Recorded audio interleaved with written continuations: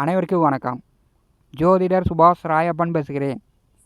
இந்த பதிவில் மகர ராசி அன்பர்களுக்கு புதன் பெயர்ச்சி பலன்கள் காண்போம். 20 நாட்களாக மகர ராசிக்கு 7வது வீட்டில் கடக ராசியில் புதன் சஞ்சாரம் செய்தார். 2024 வருடம் ஜூலை மாதம் 19ஆம் தேதி, அதாவது இன்று இரவு 8:39 கடகராசியிலிருந்து சிம்மராசிக்கு மக நட்சத்திரத்திற்கு புதன் பெயர்ச்சி ஆகிறார். சனிச்செவ்வாய் பார்வையில் புதன் அமரப் போகிறார். புதன் மக நட்சத்திரத்தில் ஆகஸ்ட் மாதம் 22ஆம் தேதி வரை மக நட்சத்திரத்திலேயே முன்னாடி போயிட்டு வக்கரகதியில் மீண்டும் பின்னாடி கடகராசிக்கு வரப்போகிறார். இந்த புதன் பெயர்ச்சியின் மூலம் மகர ராசி என்பதற்கு எந்த மாதிரியான பலாபலன்கள் நடக்கும் என்பதை இந்த பதிவில் காணலாம்.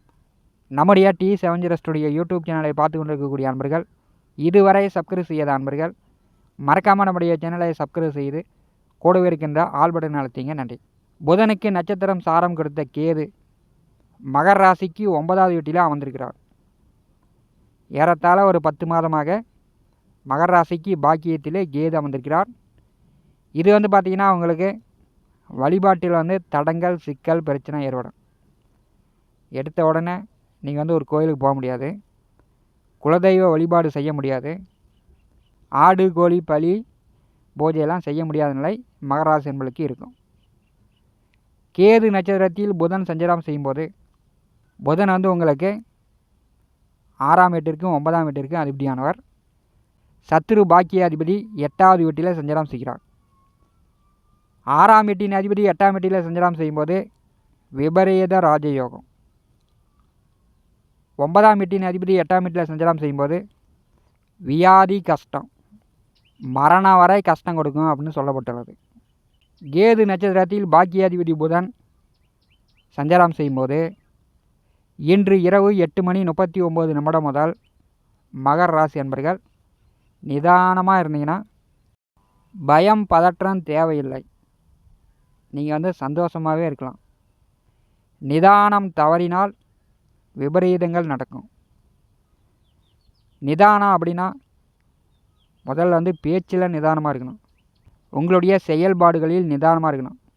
யாரையும் தரைகுறைவாக பேசக்கூடாது, யாரையும் புகழ்ந்து பெருமையாகவும் பேசக்கூடாது. ஏன்னா மகர ராசிக்கு 2வது வீட்டிலே சனி புகழ்ந்து வக்கரகதியில் பின்னோக்கி வந்து கொண்டிருக்கிறார். குடும்ப வாக்குச்சனியாக இருக்கும்போது நீங்கள் யாரையும் பிரம்மாண்டமாக புகழ்ந்து பேசுனீங்கனாலும், யாரையும் எடுத்தெறிந்து பேசுனீங்கனாலும் உங்களுக்கு தான் மரியாதை கெடும்.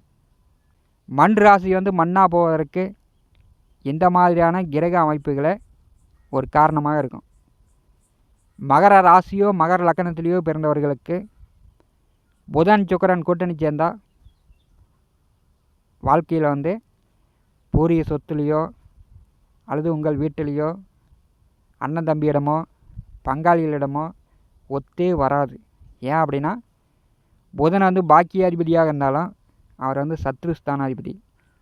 சுக்கிரன் பூர்வ புண்ணியஸ்தானாதிபதியாக இருந்தாலும் அவர் தொழில்ஸ்தானாதிபதி.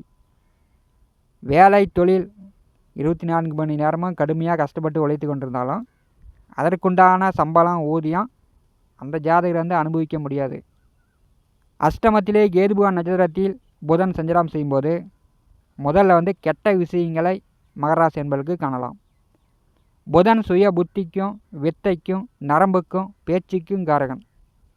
ஒரு தந்தை பிள்ளைக்கு முதல் வழிகாட்டி தந்தை தான். தன் பேச்சு பிள்ளை கேட்கும் வரை நல்ல புத்திமதி தந்தை சொல்வார். பிள்ளை விளையாட்டுத்தனமாக குறும்புத்தனமாக அப்பா பேச்சை கேட்கலைன்னா அந்த பிள்ளைய காலப்போக்கில் அப்பா என்ன பண்ணுவார், அவருடைய பேச்சு மாறும். என் பேச்சை கேட்கலன்னா நீ உருப்படி ஆக மாட்ட, உன் வாழ்க்கையில் நீ நல்லா இருக்க மாட்ட. தந்தைக்கு வயிறு எரியுதோ எரியலையோ சாபம் விட்டு விடுவாங்க. இந்த மண் ராசி மண்ணாக போவதற்கு இதுதான் முதல் காரணம். மகர ராசியில் ஒரு பிள்ளை பிறந்தால் முப்பாட்டனார் 7 ஜென்ம வம்சாவளியில் தொடர்ந்து சாபதோஷம் வந்துக்கிட்டே இருக்கும். அப்பா மகனை விடுவார், மகன் பேரனை விடுவார். இப்படி வந்து சாபம் வந்து தொடர்ந்து வந்து கொண்டிருக்கக்கூடிய ராசி வந்து மகரம். அதே மாதிரி தான் ரிஷபம், அதே மாதிரி தான் கன்னி. மகர ராசிக்கு 8வது வீட்டிலே புதன் செவ்வாய் சனி பார்வையில் அமரும்போது, கேது நட்சத்திரத்தில் சஞ்சாரம் செய்யும்போது உங்கள் பிள்ளைகளை சாபம் விட்டு விடாதீங்க.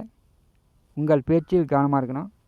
அப்புறமேட்டி சாபம் கேம விட்டிங்கன்னா குலம் விளங்காத மண்ணா போவதற்கு காரணமாக ஆகிவிடும். சனிச்செவ்வாய் பார்வையில் கேது நட்சத்திரத்தில் புதன் அமரும்போது நீங்கள் வந்து வார்த்தையில் நிதானமாக இல்லைன்னா உங்கள் மனைவி பிள்ளை உங்களை வந்து வெறுத்து விடுவார்கள். உங்கள் மனைவி பிள்ளை உங்களை வெறுக்கும் சூழ்நிலை வந்துவிடும். இதை வந்து மகர ராசி என்பர்கள் முதலில் புரிந்து கொள்ளுங்கள். நல்லது நடக்குதோ இல்லையோ, கட்டுக்கட்டாக பணம் சம்பாதிக்கிறீங்களோ இல்லையோ, அதிர்ஷ்டம் வருதோ இல்லையோ, முதல்ல குடும்ப நபர்களை சாபம் விடாதீங்க. இளைஞர்கள் வந்து பெற்றோர்கள் பேச்சை கேளுங்க. பெரியவர்கள் வந்து பிள்ளைகளுக்கு மதிப்பு கொடுங்க. 6ஆம் வீட்டு அதிபதி 8ஆம் வீட்டிலே சஞ்சாரம் செய்யும்போது மகர ராசி என்பர்கள் உடல் ஆரோக்கியத்தில் கவனம் எடுத்துக்கொள்ளுங்க. வண்டி வாகன போக்குவரத்தில் கவனமாக போயிட்டு கவனமாக வாங்க. கீழே விழுந்து கை காலில் காயம் ஏற்படுத்திக்காதீங்க. அதுமாரி கடன் வாங்கி மருத்துவ செலவு பண்ணக்கூடிய நிலையோடு வந்துவிடும். கோச்சாரத்திலே 8ஆம் வீட்டிலே புதன் சஞ்சாரம் செய்யும்போது செவ்வாய் சனி 2 கிரகங்கள் பாரி செய்யும்போது கை கால் நரம்பு தளர்ச்சி அல்லது சுளுக்கு பிடிக்கிறது, தோலில் வந்து ஏதோ அலர்ஜி, இது மாதிரி சொறி சிரங்கு, இந்த மாதிரிலாம் சனிச்செவ்வாய் 2 கிரகங்கள் புதனை பாரி செய்யும்போது ஏற்படுவதற்கான வாய்ப்பு உண்டு. ஆவணி மாதம் 6ஆம் தேதி வரை நீங்கள் உடல் ஆரோக்கியத்தில் கவனமாக இருக்கணும். உங்கள் பேச்சில் கவனமாக இருக்கணும். 8ஆம் வீட்டிலே புதன் சஞ்சாரம் செய்யும்போது 6ஆம் வீட்டின் அதிபதி 8ஆம் வீட்டில் சஞ்சாரம் செய்யும்போது விபரீத ராஜயோகம், திடீர் அதிர்ஷ்டங்கள்லாம் உண்டு. நீங்கள் யார்கிட்டையாச்சும் ஒருத்தர்கிட்ட கடன் கொடுத்துருந்தீங்கன்னா, அல்லது கை மாற்றா பணம் கொடுத்துருந்தீங்கன்னா, அல்லது உங்கள்கிட்ட நைஸாக பேசி ஏமாற்றிட்டு போயிருந்தாங்கன்னா, வரவே வராது அப்படின்ற பணம் மகர ராசி என்பதற்கு திரும்ப கிடைக்கும். அதாவது ஆவணி மாதம் 6ஆம் தேதி வரை வரவே வராது என்ற இந்த பணம் திரும்ப கிடைக்கும். கோர்ட்டு கேஸு வழக்கு வில்லங்கம் சட்ட சிக்கல் மகர ராசி என்பதற்கு இருந்துச்சுன்னா அந்த சட்ட சிக்கல்லாம் நீங்குவதற்கான வாய்ப்பு உண்டு. உங்களுடைய சொத்து பத்திரங்கள், வீட்டு பத்திரமோ நிலப்பத்திரமோ பேங்கில் அடமானம் வைத்து கடன் பெற்றவர்கள் அந்த கடனை வந்து கொஞ்சம் குறைக்கலாம், அல்லது கடனை முழுமையாக கட்டிட்டு சொத்து பத்திரங்களை வாங்கிட்டு வரக்கூடிய நிலை கூட ஏற்படும். பழைய பாக்கி பழைய கடனை கொடுத்து அடைப்பதற்கான வாய்ப்புகள் மகர ராசி அன்பளுக்கு உண்டு.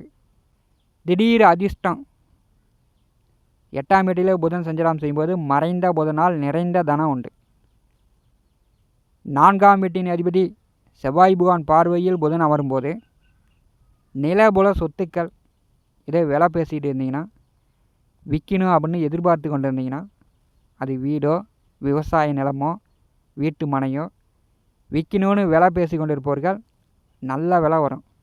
திடீர்னு உங்களுக்கு வந்து ஒரு ஜம்முன்னு லாட்ரியில் பம்பர் பிரேஸ் அடித்த மாதிரி அதிர்ஷ்டத்தை கொடுக்கும். பணம் வந்து பெரிய அளவு மகர ராசி என்பளுக்கு வரும். நிலத்தை விற்று அதன் மூலம் பெரிய அளவு எதிர்பாராத பண வரத்தும் ஆவணி மாதம் 6ஆம் தேதி வரை அஷ்டமத்திலே அமரக்கூடிய புதன் வந்து கொடுக்க போகிறார். செவ்வாய் பார்வையில் புதன் அமரும்போது நிலபுல சொத்துக்கள் வழியில் வரலாம். தந்தை வழி சொத்துக்கள் பாக பிரிவினையால் உங்கள் பாக உங்களுக்கு கிடைக்கலாம். அல்லது நல்ல வேலை, நீங்கள் செய்து கொண்டிருக்கக்கூடிய வேலையில் உயர் பொறுப்பு, கூடுதல் சம்பளம், ப்ரமோஷன் கிடைக்கலாம். நீங்கள் வந்து கொடுத்த பணம் வரவே வராது அப்படின்றத பணம் திரும்ப வரலாம். சொத்து பத்திரங்களை பேங்கில் அடமானம் வைத்து கடன் பெற்றவர்கள் கடனை கட்டிட்டு பத்திரங்களை வாங்கிட்டுறலாம். இந்த மாதிரி சில நன்மைகளும் மகர ராசி என்பளுக்கு நடக்கும். 6ஆம் வீட்டின் அதிபதி 8ஆம் வீட்டில் சஞ்சாரம் செய்யும்போது நீங்கள் வந்து பகை, போட்டி, விரோதம், எதிர்ப்புகளை உருவாக்கி கொள்ளாதீர்கள். நீங்கள் வந்து எதிரிகளை உருவாக்கி கொண்டீர்கள் என்றால் காலம் போறாமே எதிர்ப்பு தான். பெரும்பாலும் மகர ராசி என்பர்கள் அண்ணன் தம்பியிடம் சண்டை கட்டி பேசாமல் இருந்தார்கள் என்றால் சாகும் வரை இறக்கும் வரை பேசாமல் இருந்தவர்களை காண முடிகிறது. ஏன்னா அந்த அளவுக்கு உங்களுக்கு வைராக்கியம், அந்த அளவுக்கு உங்களுக்கு பிடிவாதம் இருக்கிறது. ஏன் அவன் நம்ம காலில் விழமாட்டானா, நான் தான் இறங்கி போவேனா அப்படின்ற ஒரு மமோதையும் மகர ராசிக்காரர்களுக்கு உண்டு. பாக்கியாதிபதி 8ஆம் வீட்டிலே கேது நட்சத்திரத்திலே சஞ்சாரம் செய்யும்போது பெரும்பாலும் வழிபாட்டில் தடங்கள் ஏற்படும். நீண்ட தூர பயணம், இரவு நேர பயணம் மகர ராசி என்பர்கள் கொஞ்சம் தவிர்ப்பது நல்லது. வண்டி வாகன போக்குவரத்தில் கொஞ்சம் கவனமாக போய்ட்டு கவனமாங்க. யாரையும் எடுத்தெறிந்து பேசாதீங்க. உங்கள் மகள் பிள்ளைகளை சாபம் விட்டு விடாதீர்கள். மகர ராசி என்பர்கள் இதில் மட்டும் கவனமாக இருங்க. இந்த மாதிரியான கிரக அமைப்பு இருக்கும்போது சாபம் விட்டிங்கன்னா 7 ஜென்மத்திற்கும் அந்த சாபத்தை யாரும் தீர்க்க முடியாது. குலம் அழிவதை நீங்கள் உங்கள் கண்முன்னே பார்க்கலாம். ஏன்னா அந்த மாதிரியான கிரக அமைப்பு தற்போது இருக்கிறது. பாக்கியாதிபதி அஷ்டமத்திலே கேது நட்சத்திரத்தில் அமர்ந்து வக்கரகதியில் முன்னாடி போயிட்டு மறுபடியும் பின்னாடி வரப்போகிறார். இது உங்களுக்கு சாதகமல்ல. ஏன்னா அந்த மாதிரியான கிரக அமைப்பு தற்போது இருக்கிறது. மகர ராசி என்பர்கள் அறிந்து புரிந்து செயல்படுங்க. இந்த காணொலியை பற்றி உங்களுடைய மேலான கருத்துக்களை நம்முடைய கமெண்ட் பாக்ஸில் பதிவு செய்யுங்கள். நம்முடைய T7 ஸ்டுடியோ யூடியூப் சேனலை பார்த்து கொண்டு இருக்கக்கூடிய நண்பர்கள், இதுவரை சப்ஸ்கிரைப் செய்யாத நண்பர்கள் மறக்காமல் நம்முடைய சேனலை சப்ஸ்கிரைப் செய்து கூட வருகின்ற ஆல் பட்டன் அழுத்திங்க. தினந்தோறும் நம்முடைய சேனலில் ஜோதிட பலன்கள் பதிவிடப்படும். உடனுக்குடன் பார்த்து பயன்பெறுங்கள். நன்றி, வணக்கம்.